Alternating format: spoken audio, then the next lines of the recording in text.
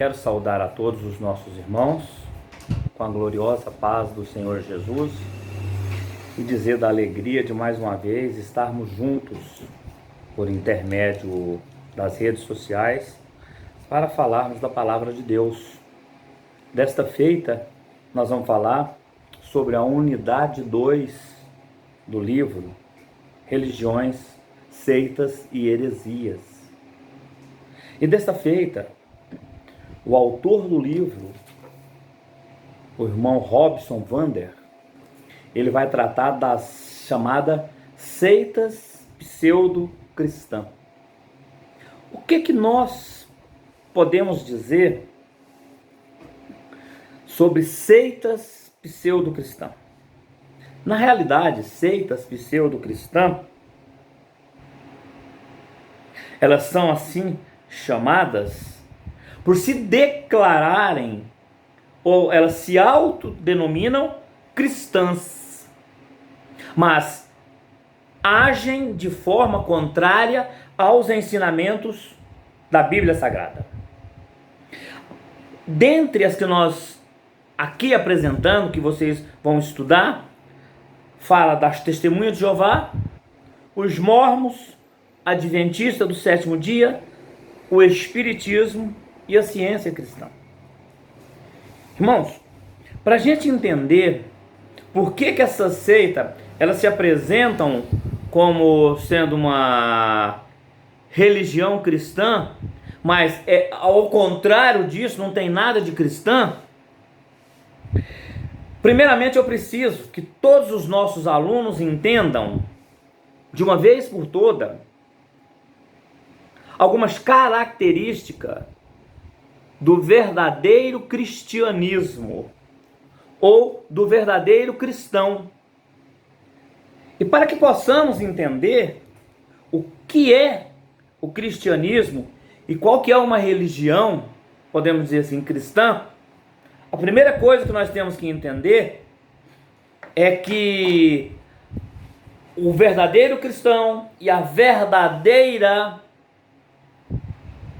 igreja, que se denomina cristã, ela precisa crer nas escrituras sagradas. Ela precisa acreditar que a Bíblia é a genuína e verdadeira palavra de Deus. Por que eu estou dizendo de início assim para vocês? Princípio geral de todas essas seitas aqui, que muda alguma coisa em relação a isso. Para vocês terem uma ideia, no século passado, quando surgiu a ideia do racionalismo, onde a razão prevalecia, onde a ciência prevalecia, até acima das coisas espirituais, o que quero entender com isso daqui? O racionalismo fugia do conhecimento das coisas espirituais. Se a ciência conseguisse provar, teria valor nas escrituras. Mas se a ciência não conseguisse provar, era apenas um fato histórico. Mas a Bíblia Sagrada, ela não funciona desta maneira. A própria Sagrada Escritura, ela fala que a Bíblia é a palavra de Deus. É a palavra de Deus. Ao contrário do racionalismo, que ele fala que a Bíblia contém a palavra de Deus. Ou seja, se a Bíblia contém a palavra de Deus, a Bíblia, que é um pacote de dezenas de livros, uma biblioteca inspirada pelo Espírito Santo, com 67 livros, o que nós entendemos? Se ela só contém a palavra de Deus, é porque contém outras coisas. Então é rejeitar. E a Bíblia não pode ser aceita dessa maneira. Ou o cristão aceita ela como um todo, de Apocalipse, estou falando de trás para frente, a Gênesis, ou de Gênesis a Apocalipse, sem rejeitar uma vírgula dela. Porque ela é a genuína palavra de Deus. Outra coisa, ela tem duas características básicas. Primeira, a sua infalibilidade. O cristão precisa crer que a Bíblia, ela não tem possibilidade de falhas. Segundo, a sua inerrância. O que é inerrância? A Bíblia não contém erros. Por quê? Se cremos na Bíblia, precisamos interpretar alguns textos. Quando nós vamos, por exemplo, lá em 2 Pedro, capítulo 1, versículo 20, ele diz assim, sabendo primeiramente isto, que nenhuma profecia da Escritura, ou seja, da Bíblia, provém de particular elucidação, porque nunca, jamais qualquer profecia foi dada por vontade humana. Entretanto, homens, entre parênteses, santos, falaram da parte de Deus, movidos pelo Espírito Santo. Em outras traduções fala, inspirado pelo Espírito Santo. Resumindo, então, todos os livros da Bíblia foram dados aos seus escritores por intermédio da inspiração e orientação do Espírito Santo. Por isso, ela não tem erro e ela não tem falhas. Quando a gente observa esse pensamento aí, nós observamos também que vai ser mostrado lá no livro de 2 Timóteo. 2 Timóteo.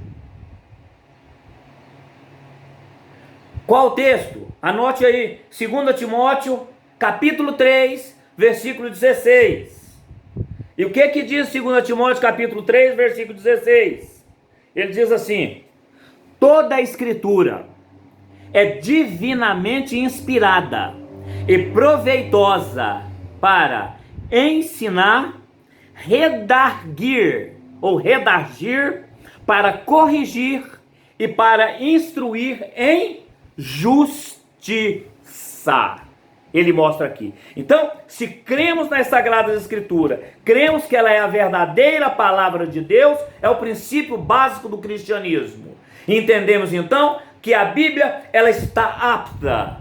Nós cristãos cremos que ela está apta e ela é proveitosa para o ensino, para a exortação, para a correção e para a instrução em justiça.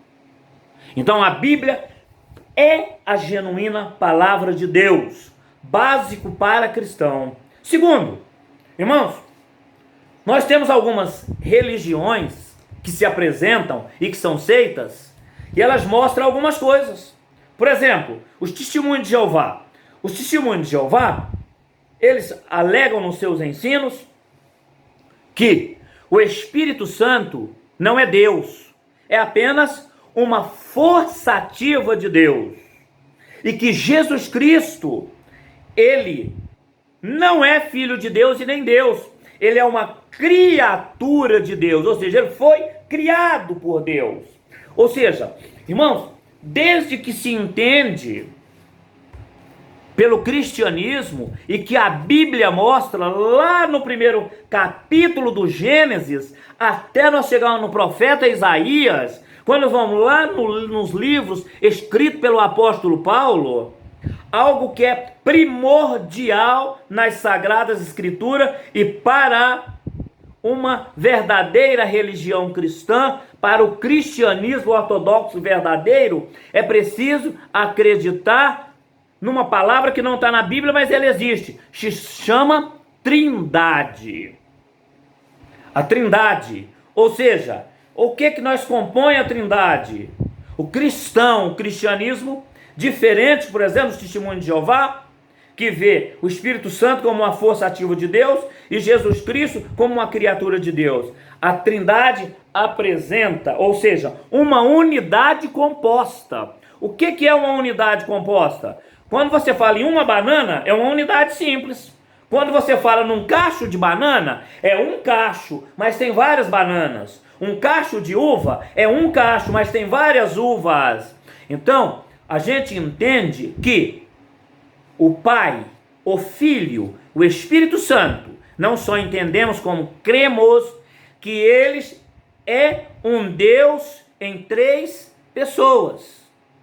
No Pai, no Filho e no Espírito Santo. Como entendemos isso? Uma unidade composta. Pedir para me explicar para vocês como é isso, como surgiu isso daí é um mistério de Deus. Mas o cristianismo crê naquilo que a Bíblia coloca aqui. E se a Bíblia, segundo disse Timóteo, segundo disse o irmão Pedro, ela é proveitosa para corrigir e para instruir, e o irmão Pedro fala que não foi o homem que inspirou ela vai mostrar em diversos textos que não é novidade na Bíblia nem para o cristão crer no Pai, no Filho e no Espírito Santo como um único Deus, da qual a religião verdadeira cristã pratica por intermédio do monoteísmo. E como nós observamos isso? Quando nós vamos, por exemplo, lá no primeiro versículo, que já se apresenta que existia trindade, ou que era uma unidade composta, o texto está na terceira pessoa do plural, né? Façamos o homem à nossa imagem e nossa semelhança. Depois, irmãos, façamos o homem à nossa imagem conforme a nossa semelhança. Lá no Gênesis 1:26. Depois da queda, aconteceu vários tempos depois disso, novamente eles foram lá na época do pecado. Novamente, eles vão se comunicar no intermédio de mais de uma unidade composta. Ele fala, eis que o homem é como um de nós, sabendo o bem e o mal. Registrado aonde? Em Gênesis 3:22.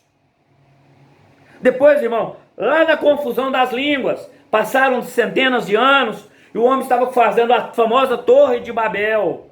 E para que o homem não se rebelasse mais ainda com Deus, Deus disse assim, eia, desçamos e confundamos ali a sua língua, para que não entenda um a língua do outro. Ou seja, desçamos, mais de um vai descer. Façamos, mais de um tomou a decisão de fazer. Um dos textos mais lindos já é referendado pelo profeta Isaías, no seu chamado, quando ele disse, o Senhor falou, como que o Senhor disse para ele? Lá em Isaías 6:8, quando ele diz, a quem enviarei? E quem há de ir por nós? Ou seja, terceira pessoa, nós não é quem irá por mim. Ele não disse quem irá por nós. Interessante que depois o próprio profeta Zacarias, ele disse assim, aqui ele já está falando na pessoa do Filho. Ou seja, por quê? Porque tem religião que não crê, se apresenta como religião, e é um pseudo-cristã que não crê no Filho, que ele é uma criatura criada por Deus. Mas o profeta Zacarias fala assim, e olharão para mim, a quem transpassaram, e pranteá-lo-ão sobre ele, com quem pranteia pelo Filho unigênito. E chorarão amargamente por ele, como se chora amargamente pelo primogênito. Quando você vai lá em João 3,16, tem uma referência que fecha isso aqui. Porque Deus amou o mundo de tal maneira que enviou o seu Filho unigênito. Ele mostra aqui, ou seja, o seu Filho mostra o seu cuidado. Depois, irmão, para a gente entender que o Espírito Santo não é uma força ativa de Deus. No batismo de Jesus, ele fala, e sendo Jesus batizado, saiu logo da água, eis que lhe abriram os céus. E uma voz do céu dizia, este é o meu Filho amado, em quem me comprazo. Mas o texto antes, ele vai falar o seguinte, quando ele mostra aqui, ele vai falar o seguinte, que ele viu o Espírito de Deus como pomba. Ou seja, no ato ali do batismo, quem estava sendo batizado? A Bíblia fala que era Jesus, a segunda pessoa da Trindade. O céu se abriu, quem? A voz que até os discípulos ouviram. É assim, ó. Eis que uma voz do céu dizia: esse é meu filho amado em quem me comprazo. Então Deus falando do filho. Mas a Trindade aqui vai se manifestar em peso, inteiro, os três, porque vai falar aqui, ó. E o Espírito de Deus descendo como pomba e vindo sobre ele. Em outras traduções fala assim, ó. E o Espírito Santo, em forma corpórea de pomba, se apossou de Jesus. Mais uma aqui. E depois também, para confirmar, aqui vai mostrar como também, tanto a existência de Jesus, como a existência, não como filho que é criado por Deus. Ele vai falar aqui na fórmula batismal. Aonde está isso? Está lá no livro de Mateus, capítulo 18, capítulo 28, versículo 19. Aqui na realidade é uma conclusão. Portanto, ide, fazei discípulos de todas as nações, batizando-os em nome do Pai, do Filho e do Espírito Santo. Mas quem está falando isso? O próprio Senhor Jesus que está falando. Que ao fazer discípulo, que ao batizar, é para batizar no nome de quem? Do Pai? Só? Não. Do Filho? Não. Por quê? Porque tem algumas pseudo-religiões que só batizam em nome de Jesus. Mas aqui eu já estou falando do geral, do princípio real do cristianismo, para que vocês depois, ao estudar essas 5 pseudo-seitas, entendam o que eu estou explicando. Então, é para batizar no nome do Pai, do Filho e do Espírito Santo. Ou seja, a Trindade. Depois, irmãos, e ainda vai falar na bênção apostólica, né? Essa bênção aqui, principalmente o apóstolo Paulo, muito comum. Ele fala que a graça do Senhor Jesus Cristo, o amor de Deus e a comunhão do Espírito Santo seja com todos. Ou seja, ele apresenta essas pessoas na sua característica, coisa linda. Primeiro ele fala o quê? Ele fala da graça de Jesus Cristo. Depois ele fala do amor de Deus e da consolação do Espírito Santo. É aquele que ainda está com a igreja aqui até o grandioso dia que Jesus vai voltar. Depois, outra questão em que eles falam dentro do cristianismo que nós precisamos entender. Quando a palavra de Deus fala que Jesus Cristo, a Bíblia fala que ele é o princípio. A Bíblia fala que ele é o primogênito da criação. Ou seja, o que é que a gente entende isso daí?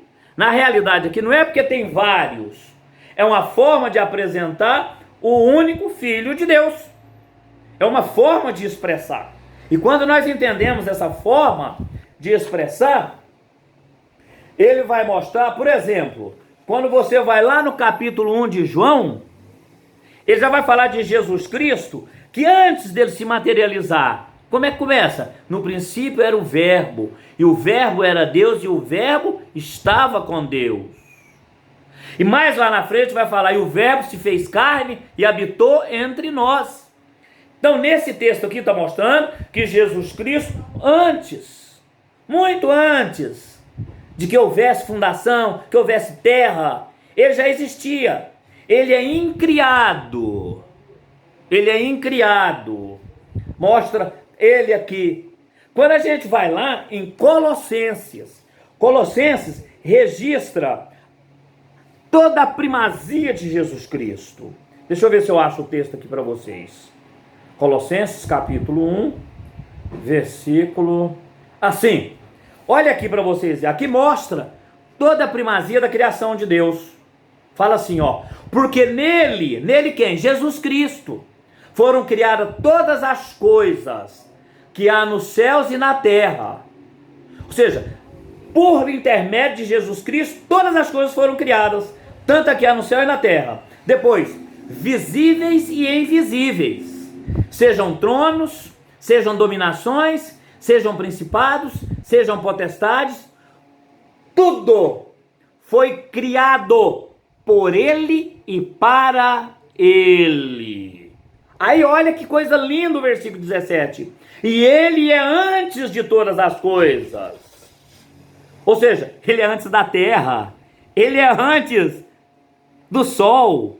Ele é antes das estrelas. E o que vai falar? Que todas as coisas foi criado por ele. E não é que só foi criado por ele, para ele.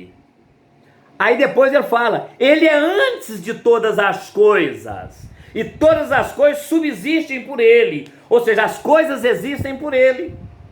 Depois ele vai voltando e continua falando. Aqui, o cristianismo é inevitável aqui para quem crê na palavra de Deus.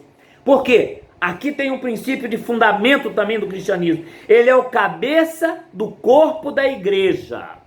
E o princípio, aqui ó, é o primogênito dentre os mortos, para que em tudo tenha preeminência. Ou seja, primogênito dentro dos mortos. Outra base fundamental do cristianismo.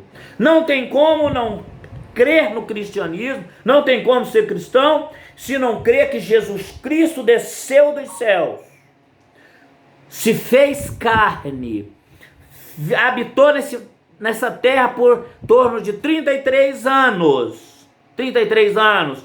Ele morreu na morte de cruz.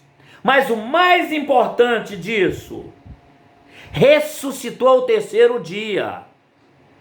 Ressuscitou ao terceiro dia. Então é fundamental crer que Jesus Cristo é a origem de todas as coisas e que ele se humilhou e se fez carne, morreu e ressuscitou para dar vida ao homem.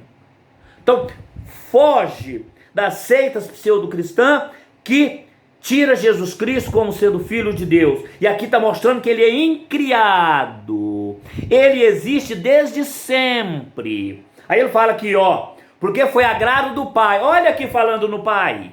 Olha aqui falando no Pai. Falando de Jesus. Diz que foi agrado do Pai, que toda a plenitude habitasse nele. Quem? Jesus.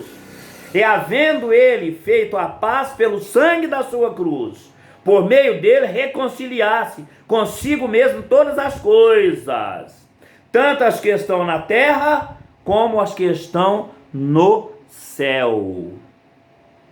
Então, irmãos, o que nós entendemos com essa leitura que nós vimos aqui?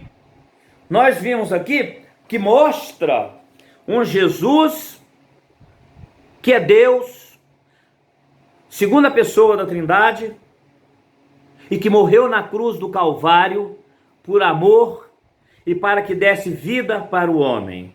Coisas que o testemunho de Jeová não prega, coisa que os mormons não pregam, coisa que os adventistas não pregam. Então, esse é um princípio. Irmãos, depois disso daqui, eu quero que vocês entendam que a palavra de Deus,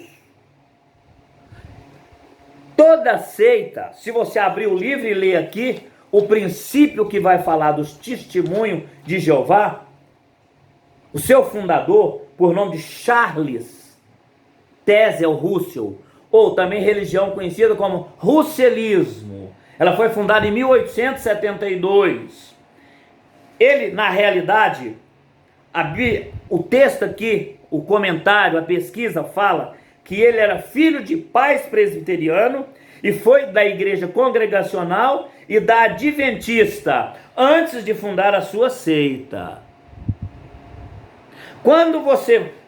E outra, alega depois que recebeu inspiração e que teve a Bíblia deles, elas foram traduzidas e a tradução dela não respeita os textos, os principais textos em hebraico, alguns trechos em aramaico e o Novo Testamento em grego. Ela tem uma tradução própria deles e que essa tradução é chamada de Mundo Novo, é a tradução deles. Depois, irmãos, nós podemos dizer que a mesma coisa é os mormons. Também, o líder da igreja, chama Joseph Smith, que fundou essa igreja em 23/12 de 1805.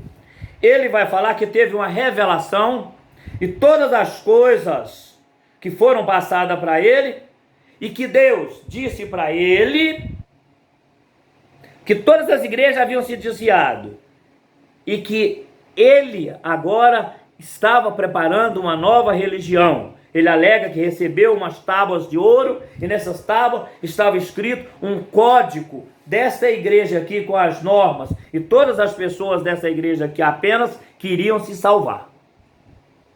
Então, irmãos, quando a gente vê isso daqui, nós vamos lá no Espiritismo. Qual que é o fundamento principal do Espiritismo?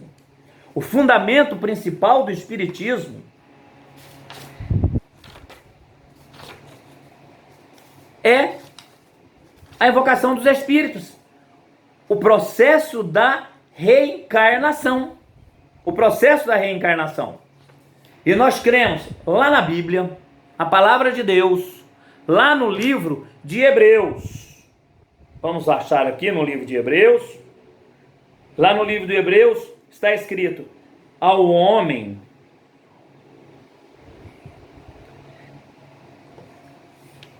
Hebreus 9, 27. Anote aí, Hebreus 9, 27. Está escrito assim: ao homem está destinado morrer uma vez, e depois segue o juízo final. Vamos lá. Hebreus, se não me falha a memória. Vamos ler aqui para mim só confirmar o que eu estou falando para vocês. Olha lá, ó. E como aos homens, a tradução NVI, e como está ordenado morrerem uma vez, vindo depois disso o juízo. Ou seja, então, irmãos, o projeto da reencarnação, ela é algo que ela é 100% antibíblico. Nesse texto aqui, está falando que o homem, ele vem nessa terra uma única vez. A oportunidade que ele tem é só nessa vez. Então, ela fere o cristianismo de uma maneira tal, porque ela abre mão, o espiritismo abre mão do pecado, com a justificativa que o homem volta várias vezes aqui para pagar esse pecado. Certo? Irmãos, se nós fôssemos falar tudo o que eu tenho para falar aqui, nesse texto aqui, a live ela não dá tempo. Então eu apenas montei essa aula com o contexto do cristianismo verdadeiro, com as bases bíblicas, com os versículos que falam sobre o cristianismo, sobre as sagradas escrituras, sobre a Trindade, sobre o Pai, sobre o Filho e sobre a existência de Jesus Cristo, o Filho incriado, para que vocês possam entender esses 5 unidades, capítulos da unidade 2, em que vai tratar principalmente, o primeiro vai falar da testemunha de Jeová, depois dos mormons, depois do adventismo do 7º dia, vai falar do espiritismo, qual que é o outro aqui? Deixa eu ver aqui. Adventismo,